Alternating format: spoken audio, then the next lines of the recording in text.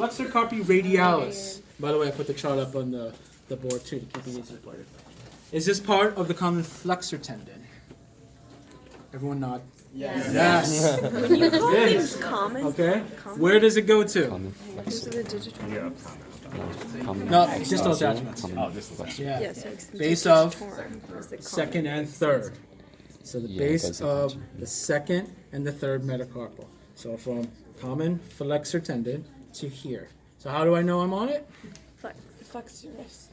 So rest, don't let me push it down. Ooh.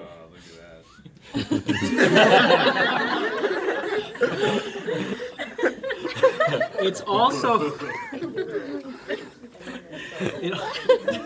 I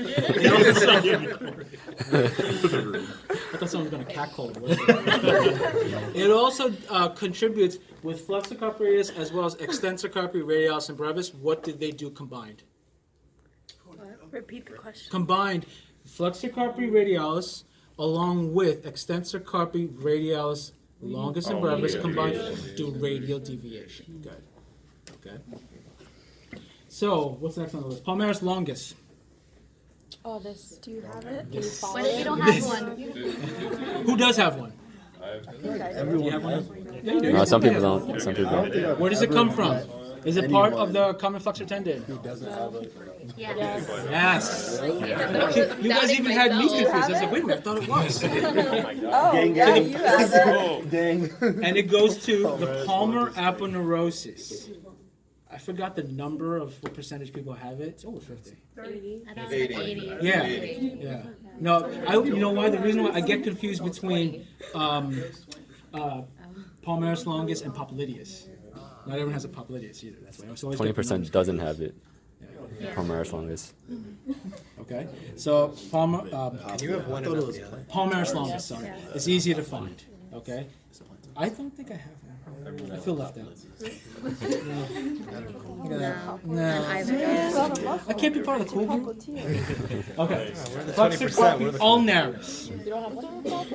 Flexor carpi ulnaris. What's the proximal attachment? Whoa. Star. Asterisk.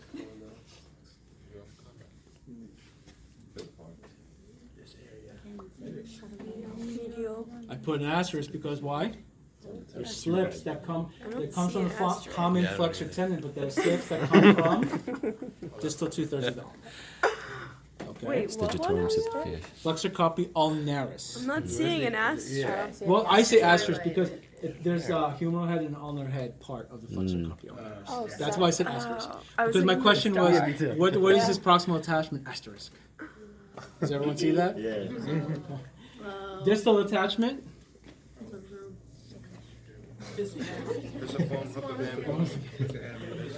Pisiform hook of hamate and the base of the fifth metacarpal. Okay, so we palpate right at the common flexor tendon, and then go right at the pisiform hamate base of fifth, and then we resist wrist flexion. Don't let me push. Push right into my fingers in both spots. Are you feeling the tendon or the muscle? Right now I'm feeling the tendon. Now, like as I was showing some of you as we were going around earlier, if you're having difficulty, one way you can start is have them relaxed. You may want them sitting with their arm on the table, and just actually ask them, can you flex your wrist up? Good. And just trace the muscle belly from there. That's a good starting off point. From there, you can start to differentiate between the different muscles. But if you're having difficulty, I know some of you are like, I don't know where to start with this. Start with that. You can also use the finger trick as well. Okay? But that gives you a good starting off point. Okay? Where were we? Flexor digitorum superficialis. Someone can read it right off the board.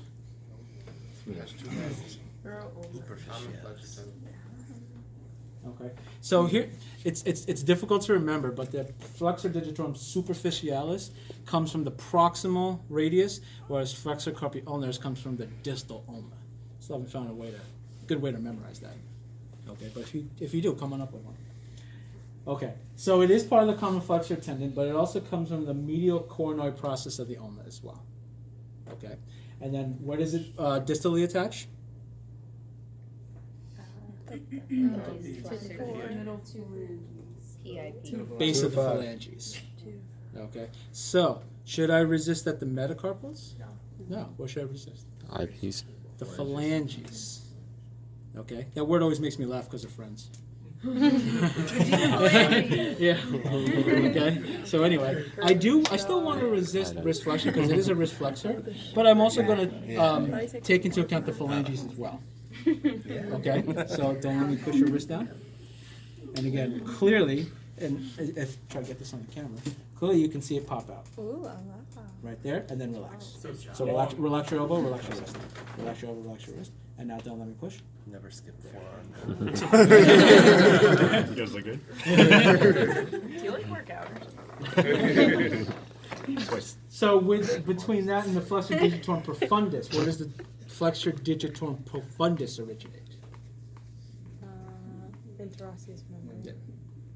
Okay. So is this a 1 or 2 joint muscle? 1. Okay.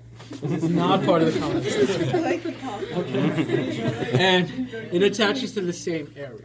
So now how do we differentiate between the superficialis and profundus? Because those do the Tips. It goes to the tips of your fingers. Sorry. Front tips. What's the base? Okay. But even I'm sorry.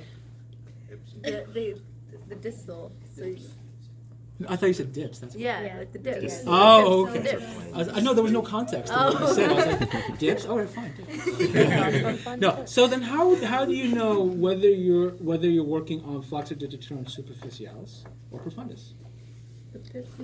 Where you resist You can have them like you stop here Okay. and have them flex, and then go here and then have them flex. Okay, but it could be flexor. Yeah. This one's on the interossei. Yeah. Well, that's what I was really. I'll give you that. But another way is again, flexor digitorum profundus is a 1 joint muscle. Superficialis is a 2 joint muscle. Okay. So if we take out the elbow, okay, and then have them flex, it would help us differentiate between the two. Okay, because you're putting one at a disadvantage, the superficialis. Does everyone see that? Okay, does it make sense? Yeah. Okay. So if the elbow's bent, you're working superficialis as well. Well, if it's in full extension or full flexion, you're putting it at a disadvantage. If it's at mid-range, you can actually test this here. It's actually more superficialis. But you're also right. It also depends on what type of the finger you're using. But I'm also working on the wrist flexors as well. Okay. Pronator teres. Everyone's pronating. Yeah. Okay. Humeral head, lower third of the supracondylar ridge, and medial epicondyle of humerus. Okay. And where does it go to? Radius. The radius. What part of the radius? Mid-lateral aspect. Middle 1/3. Yeah, upper 1/3 of the radius. Okay. Lateral aspect. Because when it contracts, it pronates. Oh, I'm sorry. Pronate. Yeah. So how do you pronate? If it's attached here, and it's got to pull and rotate, where would it have to attach? The opposite side. On the lateral side, right? So Yeah. keep that in mind. Just think about it. What is this muscle doing? It's in the name. Okay. So does it make sense that it would attach to the ulna? Or even the medial aspect of the radius? No. Okay. When it probably wouldn't do much, it's at a mechanical disadvantage. Whereas if it attaches to the lateral aspect of the radius, now it's more of a mechanical advantage to get pronation. Does everyone see that? Okay, practice those. Sorry.